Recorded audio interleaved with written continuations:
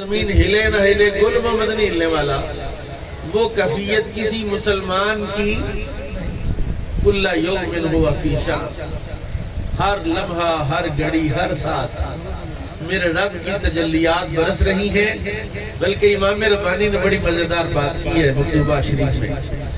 حضرت شیخ فرماتے ہیں جتنی کائنات گزر چکی ہے، جتنی موجود ہے اور جتنی قیامت تک آئے گی، ہر بندے کے دل پر اللہ کی تجلیات ہر لمحہ پڑ رہی ہیں اور ہر لمحہ بدل رہی ہیں۔ یہ جو آپ کے چہروں کے رنگ ہے یہ بھی مستقل نہیں ہے، مومن کا رنگ ایک نہیں رہتا، مومن کا رنگ بدلتا ہے، مومن کا انداز بدلتا رہتا ہے، مومن کے حالات بدلتے رہتے ہیں۔ اور یہ میں نہیں کہہ رہا، رب کا قرآن کہہ رہا ہے۔ امام ربانی نے کہا جو تجلی میرے رب کی ایک دفعہ آتی ہے دوبارہ نہیں آتی قیامت تک، دوسری تجلی آتی ہے۔ پھر جو ایک مرتبہ آ چکی ہے کروڑوں اربوں انسان بزرگ ان پر جو تجلیات پڑی وہ دوبارہ آئیں گی، آپ پر اللہ کی تجلیات پڑ رہی ہیں۔ اور میں اگر یہ بات کہوں، مفتی شاہد صاحب میری تائید کریں گے کہ ساری تجلیات جو آسمان سے آ رہی ہیں نا، کہتے ہیں حضور کی طے ہے یہاں پر ڈائریکٹ، اگر یہ شعائیں نیچے آئیں تو جلا کے راکھ کر دیں آپ کو، یہ گھاس اور یہ سبزہ ختم ہو جائے۔ مومنوں کے دل پر جتنی تجلیات پڑتی ہیں وہ بواسطہ مصطفیٰ پڑتی ہیں۔ میرے رب کی ساری تجلیات گنبد خضرا پر آ رہی ہیں اور گنبد خضرا سے ساری تجلیات ہمیں مل رہی ہیں۔ جس کا جتنا زیادہ تعلق گنبد خضرا کے ساتھ ہوگا وہ اتنا ہی زیادہ منور ہوگا، اتنا ہی زیادہ روشن ہوگا۔ مجھے لگ رہا تھا کہ میں کس موضوع پر بات کروں، موت پر بات کروں، ایصال ثواب پر بات کروں، والدین پر بات کروں، لیکن میں نے اس فیصلے پر پہنچا، اس نتیجے پر پہنچا، ان سب کو میرے آقا کے سینے کا نور درکار ہے۔ یہ سب پیاسے ہیں مصطفیٰ کی محبت کے، حضور کے عشق کے پیاسے ہیں۔ اور میں ذرا انوار مصطفیٰ صلی اللہ علیہ وسلم کو عرض کر دوں نا کہ اس کا رنگ کیسی بغات اللہ ومناصر من اللہ سے، اللہ کا رنگ کیا رنگ ہے میرے رب؟ رب خود کہتا ہے اللہ کے رنگ سے اچھا رنگ کسی کا، تو بولو تو صحیح، سمجھ آ رہی ہے تو سبحان اللہ کہو۔ میں ابھی رنگ مصطفیٰ عرض کرنے لگا ہوں۔ اللہ کے رنگ سے اچھا کسی کا رنگ نہیں ہے، اور اگر تمہیں رب کا رنگ دیکھنا ہے تو مصطفیٰ کا رنگ دیکھنا ہو۔ میرے کریم آقا کا رنگ کیا ہے؟ یہاں میں دیکھ رہا ہوں طرح طرح کے ڈیزائن ہیں، چہروں کے، داڑھیوں کے، بالوں کے سٹائل ہے نا؟ اب دیکھو تو صحیح، ایک ایک بندہ منفرد ہے، کسی کا چیر ادھر سے ہے تو کسی کا ادھر سے ہے، کسی کی مونچھیں کسی سٹائل کی ہے اور کسی کی داڑھی کسی سٹائل کی ہے۔ مفسرین کہتے ہیں رب کا رنگ کیا ہے؟ کہا جب مومن اللہ اکبر کر کے کھڑا ہوتا ہے تو یہ رب کا رنگ ہے۔ سبحان اللہ۔ جب بندہ رکوع میں جاتا ہے تو یہ رب کا رنگ ہے، جب سجدے میں جاتا ہے تو رب کا رنگ ہے، بلکہ رب تعالیٰ نماز میں رنگ زیادہ عطا فرماتا ہے۔ اور حضرات بہترین رنگ تو رنگ مصطفیٰ ہے۔ نہیں سمجھے آپ بات؟ اوہ میرے بھائیوں، دوستوں، ایمان والو، آپ کو محبت ہے رسول اللہ سے کہ نہیں؟ بولو تو صحیح، سب کو محبت ہے۔ بتاؤ اپنی مرضی سے پیدا ہوا کہ رب نے پیدا کیا؟ مرضی سے مرو گے کہ رب کے کہنے پر مرو گے؟ آئے بھی رب کی مرضی سے، جانا بھی رب کی مرضی سے ہے، اور دنیا میں اپنی مرضی کرتے ہو ظالموں۔ کس کا نقصان ہو رہا ہے؟ اور کس کا نقصان کر رہے ہو؟ داڑھی منڈاتے ہو، کس کا نقصان ہے؟ نماز نہیں پڑھتے، کس کا نقصان ہے؟ دین سے دور ہو، کس کا نقصان ہے؟ مسجدیں ویران ہے، کس کا نقصان ہے؟ نہ رب کا نقصان ہے نہ مصطفیٰ کا نقصان ہے، تیرا نقصان ہے، تیرا نقصان ہے۔ اور میں ایک بات عرض کروں، قرآن شریف پڑھ دیتا ہوں، میں مفتی شاہد صاحب موجود ہیں، بڑا اور جلال خطاب تھا، مجھے بڑا مزہ آ رہا تھا، میں قرآن پڑھ دیتا ہوں۔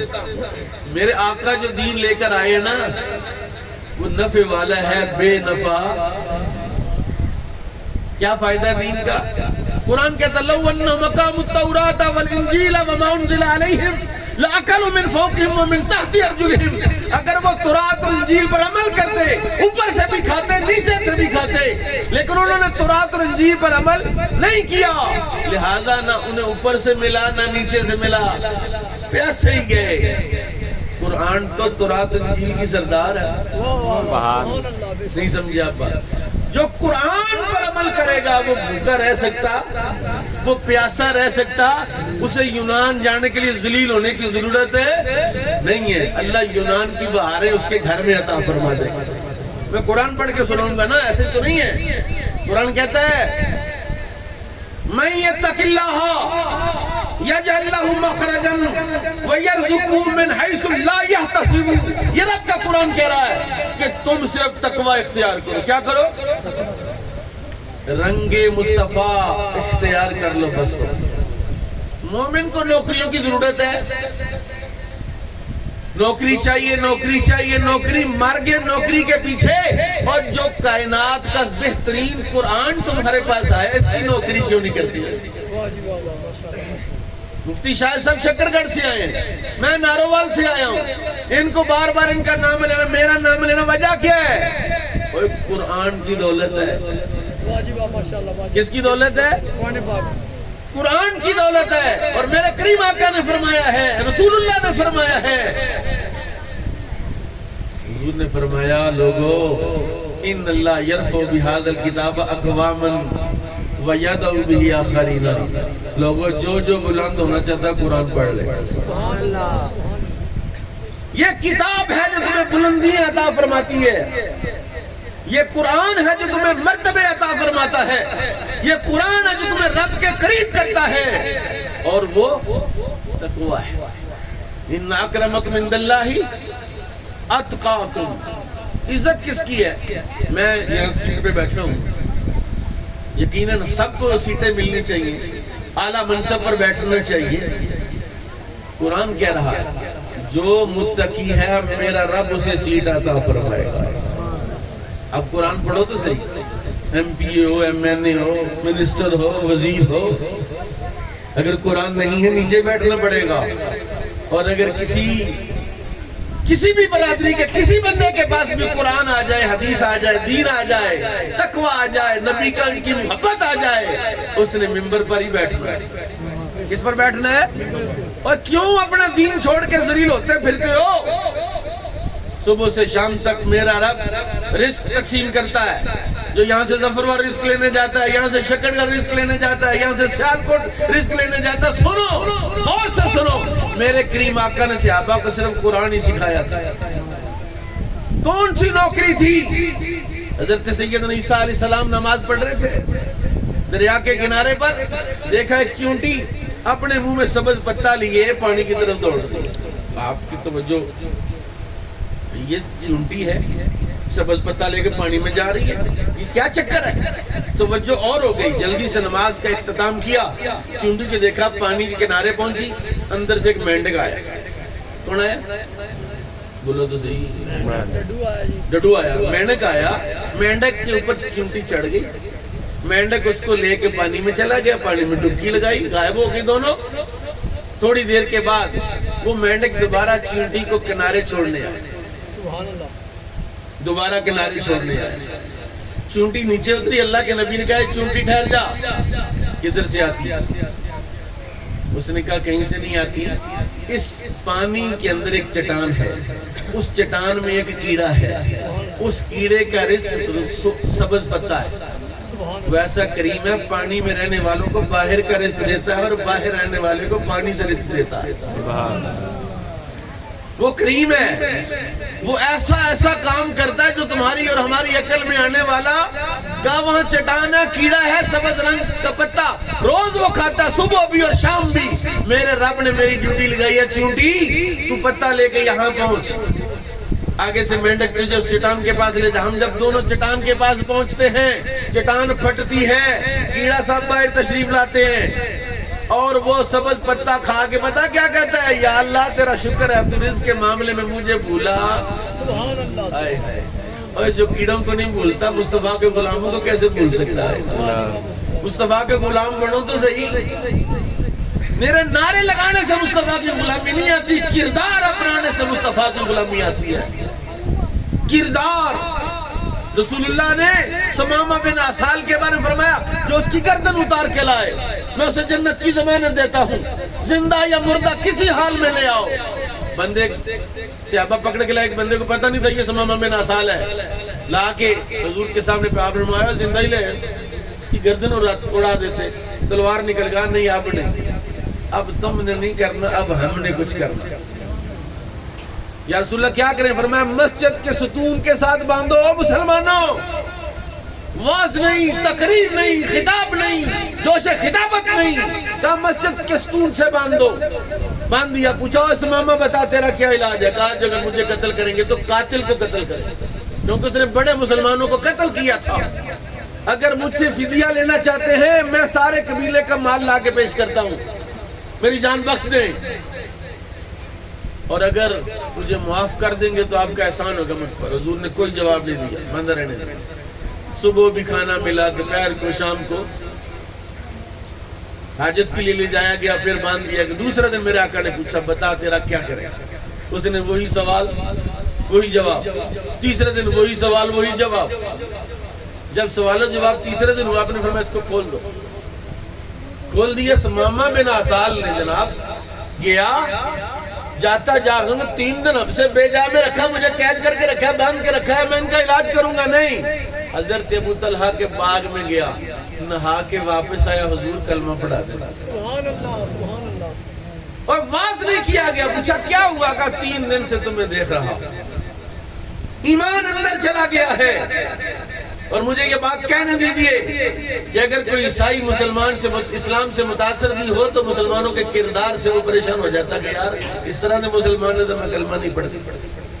اور کردار کون سنوارے گا؟ کون آئے گا؟ قرآن تو آگے ہے، رسول اللہ تو آگے ہے، اور آخری نبی ہے، خاتم النبیین ہے، کوئی نبی اور نہیں آ سکتا قیامت تک. میرے آقا جو دین لے کر آئے ہیں وہ کامل بھی ہے، اکمل بھی ہے، مکمل بھی ہے. اور جو اس دین سے جڑتا ہے کامل بھی ہو جاتا ہے، اکمل نہیں مکمل کا ہو جاتا ہے، اور پھر وہ آگے تکمیل کے مراحل کو طے کرواتا ہے. اللہ اکبر کبیرہ. میں شاید سمجھا نہیں سکا آپ کو. مجھے بتائیے سچے دل سے، مجھے ہر انڈے میں بچہ ہوتا ہے کہ نہیں ہوتا؟ اور مرغیاں انڈے دیں تو اڈے پنڈ کے نہیں، ہر انڈے میں بچہ ہوتا ہے کہ نہیں ہوتا؟ ہر گٹلی میں باغ موجود ہے. کوئی گٹک ایسی نہیں جس سے باغ نہیں بن سکتا، لیکن کسی گٹک سے باغ نہیں بنے گا جب تک اس گٹک کو مالی نہیں ملے گا. کسی انڈے سے بچہ نہیں نکل سکتا جب تک اس پر مرغی نہیں بیٹھے گی، اور جس انڈے پر مرغی بیٹھ گئی اور انڈا 21 دن اس کے نیچے رہ گیا، انڈا زندہ ہو جائے گا، اس میں سے بچہ نکل آئے گا. اسی طرح میرے رب نے تیرے اندر، ہر بندے کے اندر، ہر شخص کے اندر اللہ کا نائب ہونے کی صلاحیت رکھ کے پیدا فرمایا ہے. نہ کسی رنگ کی بات ہے، نہ کسی قبیلے کی بات ہے، نہ کسی نسل کی بات ہے. یہ میرے رب کا جب کسی پر کرم ہوتا ہے اس کو اللہ رہبر عطا فرماتا ہے، اس کو ہادی عطا فرماتا ہے، اس کو اللہ تعالیٰ وہ نعمت عطا فرماتا ہے جس سے وہ کامل ہو جاتا ہے. حضرات رزق تو کوئی شے ہی نہیں، رزق کے لیے ذلیل ہو رہے. آپ کو پتہ نہیں ہے رسول اللہ کے ارشاد سنا نہیں ہے؟ کائنات بنانے سے 20,000 سال پہلے میرے اللہ نے تمہارا رزق لکھ دیا تھا. پیدا کرنے سے پہلے، روح داخل کرنے سے پہلے رزق لکھا جاتا ہے. تمہیں رزق کی فکر ہے، قرآن کا فلسفہ ابھی تک رزق کا سمجھ نہیں آیا. قرآن تو کہہ رہا ہے تم صرف نیک ہو جاؤ، رزق کے اسباب اللہ کہتا میں خود پیدا فرما دوں گا. اچھا نیک نہیں ہوتے؟ مراسی اور مراسڑیں گھر کے اندر ڈانس کر رہی ہیں ٹی وی کی صورت میں. آج کل تو جیب میں آ گیا نا، موبائل آ گیا، ہر وقت ہر بندہ لگا ہوا ہے. چاہتے یہ ہیں کہ ہمارے پاس سہولیات ساری ہوں، ریموٹ کنٹرول سسٹم سارا ہمارے پاس، لیکن رب کے دربار میں جانے کے آواز آتی ہے اللہ اکبر، حی علی الصلاۃ، حی علی الفلاح، کوئی جانے کے لیے تیار نہیں ہے۔ اور مصطفیٰ کریم علیہ السلام کی شان تو بہت بلند ہے۔ میرے کریم آقا امام الانبیاء کا تو ایک غلام ساری کائنات کا مالک بن جاتا ہے۔ سبحان اللہ۔ آقا کریم کا سچا غلام ہو، اس نے کیا کہا تھا شیر کو؟ حضرت سفینہ نے شیر کو کیا کہا تھا؟ کوئی منتر پڑھا تھا، کوئی وظیفہ پڑھا تھا، کوئی رسول اللہ سے کوئی دم سیکھا تھا، جو شیر پر کیا جو اچانک سامنے آ گیا؟ اس نے صرف اتنا کہا انا مولا رسول اللہ۔ حالانکہ شیر صاحب بھی دیکھ رہے تھے کہ جناب بندے کی داڑھی ہے، سر پر امامہ ہے، جی اس نے کہا انا مولا رسول اللہ، میں رسول اللہ کا غلام ہوں۔ شیر دم ہلاتے اس کے پاس آ گیا، پوچھا کیا بات ہے؟ اپنی لینگویج، باڈی لینگویج سے پوچھا کیا چاہتے ہیں؟ آپ نے کہا میں قافلے سے بچھڑ گیا ہوں۔ اس نے اشارہ کی، کندھے پر بٹھایا، کمر پر بٹھایا، قافلے تک چھوڑ کے آیا۔ اس ساری کائنات میرے نبی کے غلاموں کی غلام۔ سبحان اللہ، بے شک۔ تجھے یہ کب سمجھ آئے گی؟ تجھے کون سمجھائے گا یہ بات کہ جب تو نیک ہوگا رب کہتے ہیں ایسی جگہ سے رزق دوں گا جہاں سے تمہارا گمان بھی۔ پتہ کیا مسئلہ ہے؟ بعض بندوں کو یہ مسئلہ ہے، نمازیں پڑھتے نیک کوئی نہیں۔ حضرت ذوالنون مصری کا بڑا مشہور قصہ ہے، جا رہے تھے رستے میں ایک چرواہا دیکھا بکریاں چرا رہے، آپ کا زادرہ ساتھ تھا، کھانے کا ٹائم تھا، آپ نے کھولا، اس سے دعوت دی یا تو بھی آ جا، اس نے کہا جزاک اللہ میں نہیں کھائی۔ دوسری مرتبہ کہا آ جائیے، اس نے کہا جی میں نے نہیں کھائی۔ تیسری مرتبہ کہا، اس نے کہا حضور میرا روزہ ہے۔ تو ذوالنون مصری کہتے ہیں میں حیران ہو گیا کہ بندہ بکریاں چرا رہا ہے، شکل دوپہر ہے، گرمی ہے، شدت ہے، اور روزہ رکھا ہوا اس نے۔ کہتے ہیں میرے دل میں آیا کہ میں دیکھوں کہ صرف روزہ دار ہی ہے یا نیک بھی ہے۔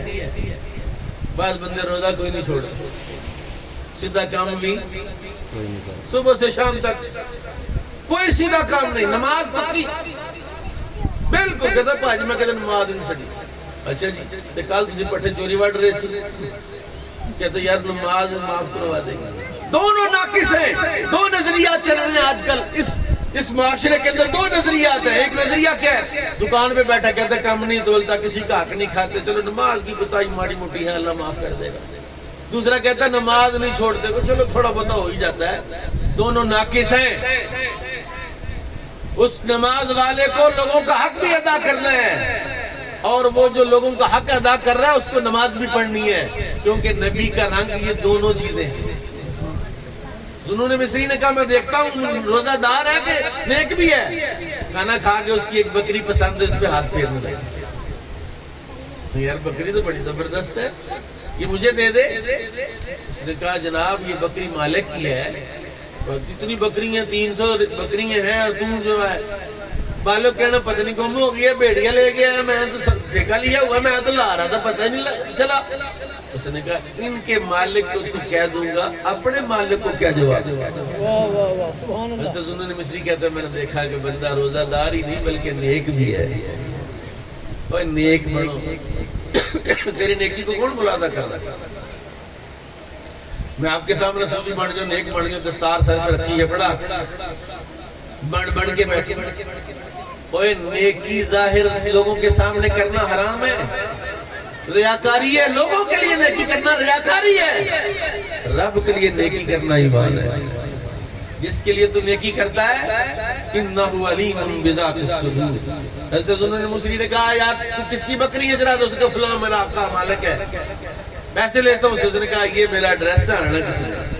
وہ آیا، کہا یہ 200 بکریاں میں تمہیں گفٹ کرتا ہوں۔ اس نے کہا کوئی رشتہ داری ہے، کوئی تعلق داری ہے، کس چکر میں بکریاں دے رہے ہیں؟ اس نے کہا یہ اللہ نے دی ہیں۔ اس نے کہا اللہ نے دی ہیں؟ کیا بات کیا؟ اس نے کہا قرآن شریف میں لکھا ہوا ہے کہ یہ بکریاں تجھے اللہ دے رہا ہے۔ اس نے کہا بتائیے کس قرآن کی آیت میں لکھا ہوا ہے؟ انہوں نے پڑھا من یتق اللہ یجعل لہ مخرجا ویرزقہ من حیث لا یحتسب۔ سبحان اللہ۔ کہ متقی ہو جاؤ، اللہ تمہیں ایسی جگہ سے رزق دے گا جہاں سے گمان بھی نہیں۔ کہا تو نیک ہے، یہ بکریاں میں نہیں دے رہا، رب نے تیری مدد فرمائی۔ اللہ پر اعتماد ہی نہیں رہا بھائی جان، بالکل۔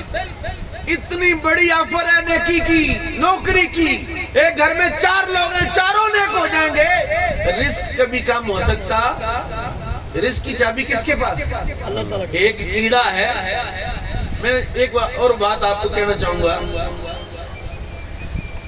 آخری بات کروں گا، وقت چونکہ ظاہر ہے وقت بھی ایک پراپرٹی ہے، بندہ ہے۔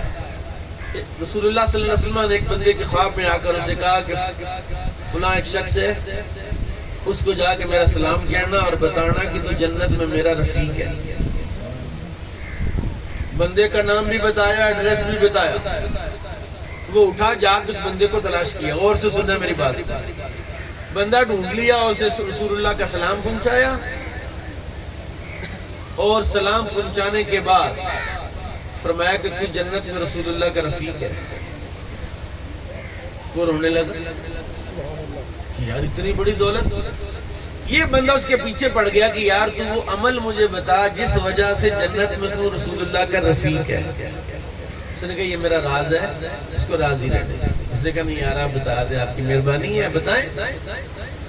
کہا بات یہ ہوئی کہ میری شادی ہو گئی، سہاگ رات میں میری بیوی نے ایک بچہ جنم دیا، ظاہر ہے اس کا گناہ تھا۔